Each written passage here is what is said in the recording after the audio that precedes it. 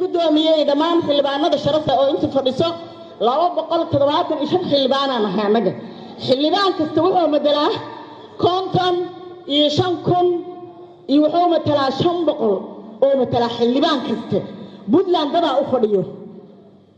koonfur galbeedna dada u fadhiyo gobol kasta dada u fadhiyo Southwest dada u fadhiyo meeshii kale tan xeedeen galmudug dada u fadhiyo hirshabelle dada u fadhiyo qof ka maqan malaha xildhibaanaha matalo xildhibaanaha u joogo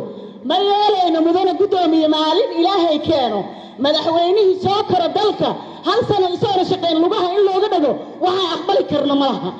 siyaasiin horaan nahay siyaasiin haddaan nahay ma way ma aqbalayno mudane guddoomiye